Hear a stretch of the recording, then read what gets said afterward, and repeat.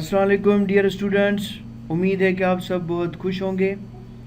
पिछले लेक्चर के अंदर हमने प्रॉब्लम नंबर 11.1 सॉल्व किया था और इसी लेक्चर के अंदर उसी चैप्टर का प्रॉब्लम नंबर 11.2 सॉल्व करेंगे।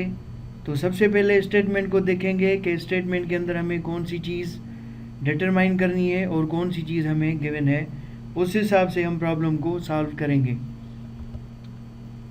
A steel rod has a length of exactly 0.2 centimeter at 30 centigrade. एक स्टील की रॉड है जिसकी लेंथ है 0.2 सेंटीमीटर जब टेम्परेचर है 30 सेंटीग्रेड। तो आगे चलते हैं। What will be its length at 60 centigrade? उसी स्टील रॉड की लेंथ 60 सेंटीग्रेड पे क्या होगी, ये हमें डिटरमाइन करना है। तो अगर हम प्रॉब्लम के अंदर देखें तो हमें 2-3 वैल्यूज़ गिवन है और एक चीज़ हमें डिटरमाइन करनी है, the second length of the steel rod. अगर हम यहाँ पे देखेंगे प्रॉब्लम के अंदर तो 0.2 सेंटीमीटर ये हमारे पास एक लेंथ है और इस लेंथ का हम एक नाम देंगे L1। उसके बाद हमारे पास एक टेम्परेचर गिवन है 30 centigrade, this is the initial temperature, so it's name is T1।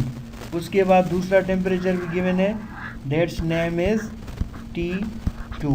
और जो हमें चीज़ डिटरमाइन करनी है वो करनी है स्टील रॉड की सेकंड लेंथ जब टेम्परेचर कितना हो रहा है 60 सेंटीग्रेड। तो हमें L2 जो है वो डिटरमाइन करनी है। तो डेटा के अंदर हम ये सारे वैल्यूज़ लिखेंगे। L1 लेंथ 1 जो है हमारे पास क्या है, वो है 0.2 सेंटीमीटर। तो 0.2 सेंटीमीटर को अगर कन्वर्ट करें मीटर्स के अंदर तो 0.2 डिवाइडेड बाय 100, तो आंसर आ जाएगा 0.002 मीटर्स। उसके बाद है coefficient of alpha of steel, ये कांस्टेंट वैल्यू होता है कोएफिशिएंट ऑफ स्टील और that is a constant value और इसकी वैल्यू है 1.1 इंटू 10⁻⁵ केल्विन इनवर्स। उसके बाद है टेम्परेचर T1 हमारे पास ऊपर लिखा हुआ है, दैट इज़ 30 सेंटीग्रेड। उसके बाद है टेम्परेचर 2 मीन्स T2, उसकी जो वैल्यू है हमारे पास है 60 सेंटीग्रेड। उसके बाद है delta T means the difference between the two temperatures or the difference between the higher and the lower temperature, so the delta T is equal to T2 minus T1। अगर आपको याद होगा तो पिछली स्लाइड के अंदर हमारे पास T2 की जो वैल्यू थी वो थी 60 सेंटीग्रेड और T1 की जो वैल्यू थी वो थी 30 सेंटीग्रेड। तो अगर हम इन दोनों की सॉल्यूशन निकालेंगे तो 60 centigrade minus 30 centigrade, answer will be 30 centigrade. So we can say that the change in temperature is equal to the 30 centigrade because it is the temperature between higher level to the lower level। उसके बाद L2 हमें determine करना है, तो इसके सामने हम question mark लगा देंगे। Solution with the help of फार्मूले की मदद से।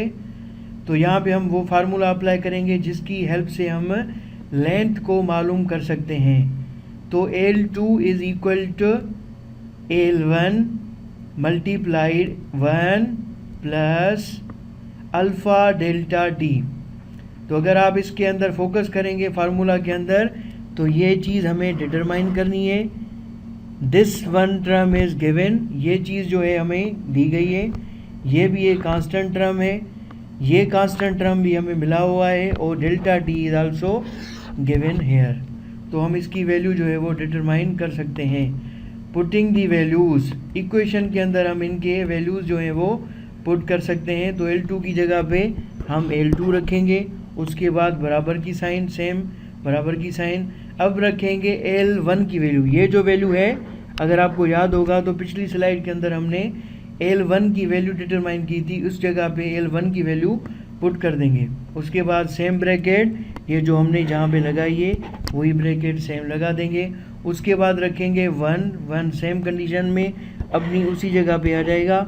उसके बाद प्लस की साइन लगाएंगे। उसके बाद अल्फ़ा की वैल्यू इक्वल होती है 1.1 इंटू 10⁻⁵ केल्विन इनवर्स, और इनटू उसके बाद है डेल्टा टी, तो डेल्टा टी की जगह पे रखेंगे 30 सेंटीग्रेड, यहाँ पे जो हमने डिटरमाइन किया था, तो यहाँ पे लिखेंगे 30 सेंटीग्रेड और ये इस ब्रैकेट को बंद कर देंगे। उसके बाद L2 is equal to 0.002 bracket close 1 plus 1.1 into 30 divided by 5 times the zero. अब बहुत सारे स्टूडेंट को यहाँ पे ये कुछ थोड़ी जो बात है वो समझ में नहीं आई होगी कि इस प्रॉब्लम को यहाँ पे किस तरीके से सॉल्व किया गया है। तो आपको पता होना चाहिए कि 10 रेज़ पावर -5 एक्चुअली इक्वल होता है 1/1 0 0 0 0 और 0।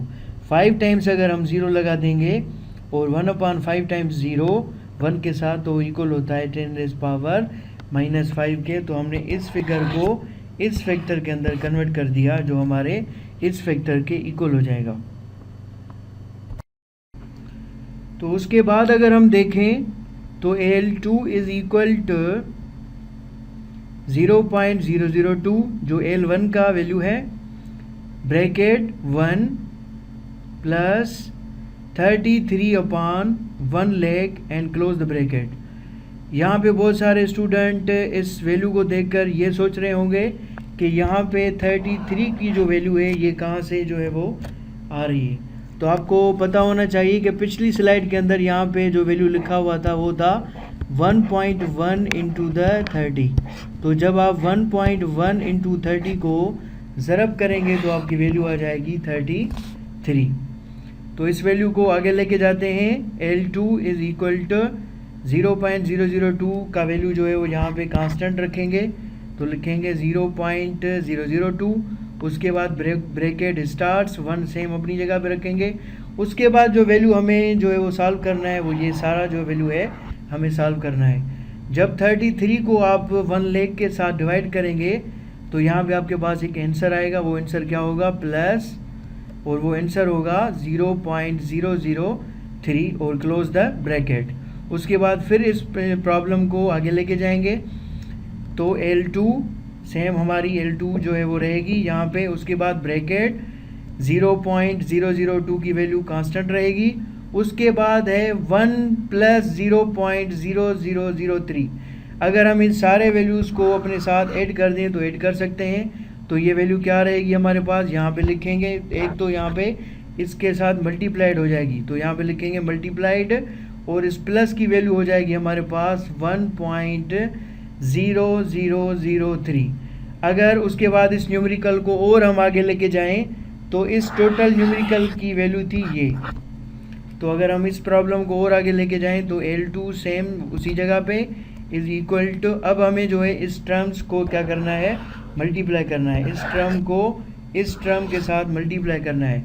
तो आप जब इसको मल्टीप्लाई करेंगे 0.002 मल्टीप्लाइड विथ 1.0003 के साथ, तो आपके पास आंसर आ जाएगा 0.002006 सेंटीमीटर्स। यहाँ पे जो आपके पास आंसर है ये है सेंटीमीटर्स के अंदर। अगर आप इस आंसर को मीटर्स के अंदर कन्वर्ट करना चाह रहे हैं तो आप क्या करेंगे, R, तो आपकी जो लेंथ होगी वो किस चीज़ की इक्वल हो जाएगी, 0.2000066 मीटर्स के।